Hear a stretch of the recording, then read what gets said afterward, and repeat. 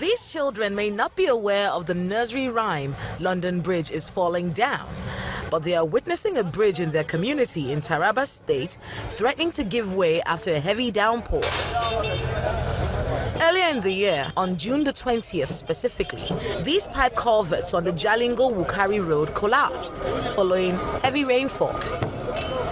Vehicular movement came to a standstill for several hours as the bridge was impassable. The alternative is this makeshift by the state government. I left Jalingo since 8 o'clock in the morning, and we spent more than 3 hours here, almost 4 hours now, and I don't think there is any chance of us going anymore. If you see the crowd, there are some that transport that they are not ongoing, and economically we are going down because there are some tankers, as you see, that they are going to keep move from here to Yola, at least to drop their fuel to the various filling stations. There are 4 bridges on the road, and most are in a similar situation. Those still standing may only be waiting for another heavy downpour before they give way. The road is a major access link from Taraba State to the south-south and southeastern parts of the country. It also connects other parts of the northeast, as well as Benue State in the north-central. The implication is that heavy trucks have to maneuver their way through the makeshift road as economic activities in the area are under threat. Look at, even to transport fuel from the southern part of the state and the country to our state capital, Jalingo, and other parts of the northeast.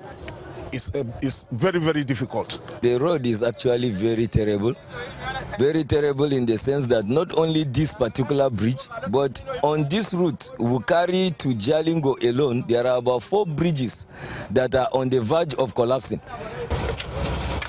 When the bridges gave way back in June, the federal government mobilized contractors to site to carry out remediation work. Daniel Akalian is the managing director of the Taraba State Roads Construction and Maintenance Agency.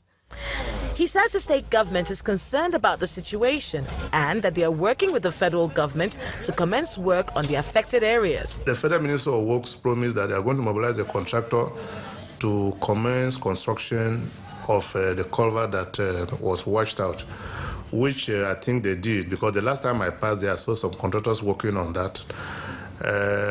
After the second culvert happened, then the latest one is happening presently now. For now, we are still waiting for them to either call us or call another contractor to do work on that those 2 washout bridges.